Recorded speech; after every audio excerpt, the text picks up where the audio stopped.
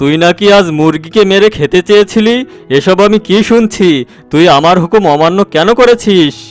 আরে মহারাজ, আপনি ওই মুরগির কথাই বিশ্বাস করেন? আমার এত সাহস কোথায় যে আমি আপনার হুকুম অমান্য করি?